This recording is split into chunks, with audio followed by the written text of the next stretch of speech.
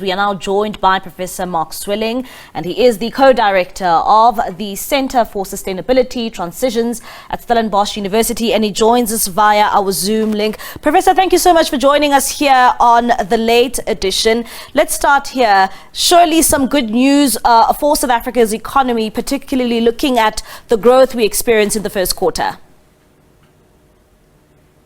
Yes, it's slightly better than expected.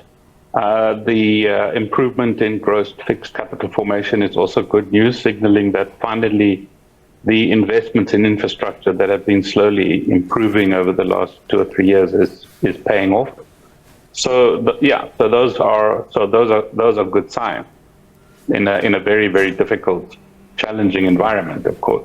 And you say that it is good signs in a very challenging economy. What are the contributing factors? I know that you've mentioned one being the manufacturing sector, but what are the main drivers which saw this growth for the country in a time where the country is struggling, and we've got a very stagnant economy here, but some growth is being seen there? Yeah, I mean, there is some growth, but it's in the context of stagflation. So we have very low growth. In fact, we're declining in terms of GDP per capita because our population is growing faster than our economic growth rate, and we have rising inflation, which interest rates are not necessarily having the impact they should have. Those interest rates, in turn, are depressing economic growth. So we are in one of our most difficult economic times.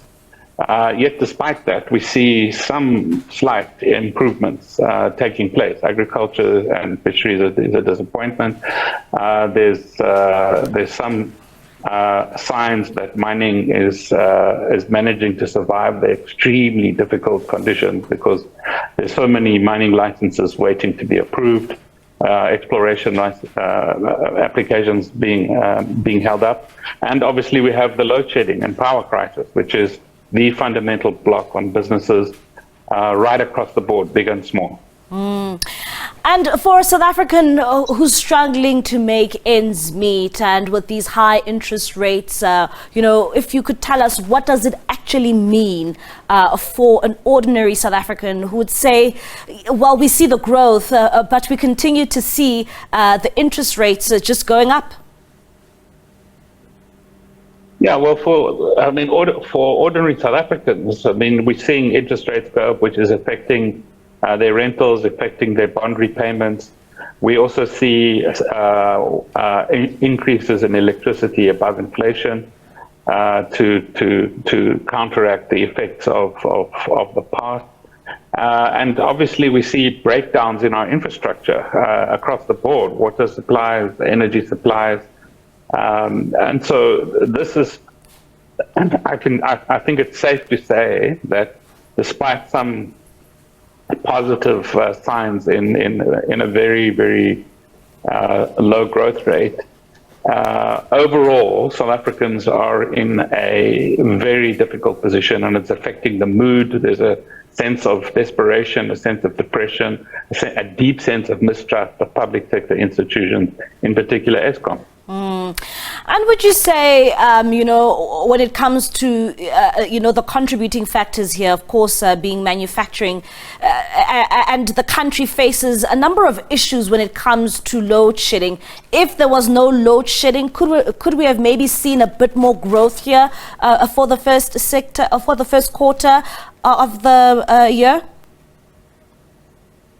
I think what surprises many observers, also internationally, is there's a kind of resilience within the economy, and a kind of grim determination among South Africans who have to get up every day, go to work in these very difficult times when infrastructure, electricity, water, etc., are in trouble. So I think what if there wasn't load shedding, that would have made a very significant difference compared to other countries in our middle developing country category, we have not done nearly as well as many of them after COVID. And compared to many other African countries, I mean, we're the biggest industrial economy on the African continent, but there are other African countries doing much better than us. And that's got a lot to do with the fact that we're facing the consequences of load shedding, and we're not going to get out of that problem quickly. We've got another 2 years at least of load shedding. It's going to slowly improve until until renewable energy comes on scale, and we're going to get out of it. And Professor, when it comes to the creation of jobs, which is something that many South Africans want to see in this country, what does that translate to, particularly looking at those numbers of that 0.4% growth? Well, 0.4% growth is really not anything to celebrate, and it's not going to make any fundamental difference to the unemployment rate. We have exceptionally high youth unemployment, which is our biggest challenge when it comes to unemployment. And we have also very, very high levels of inequality. We have we're the most unequal society in the world, and you can't really expect to eradicate poverty when there is a very small elite that owns the bulk of the assets in this country. So redistribution is going to have to be a key part of the solution if we really are serious about stimulating the economy, redistributing resources, and eventually getting rid of things like poverty and unemployment. But on this level of economic growth, the chances of significant employment creation is limited.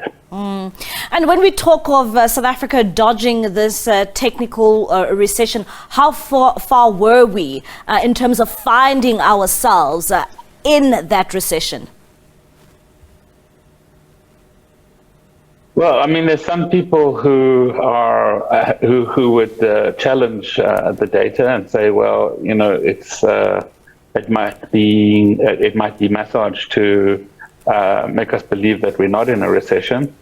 But I think we're very, very close to recessionary conditions, and if we don't, if the winter is going to be as serious as predicted, if load shedding continues to get worse, if the El Nino hits us towards the end of the year, which is going to affect the rains and worsen the agricultural production problem that has been highlighted in these statistics, we could well go into we could dip into a recession.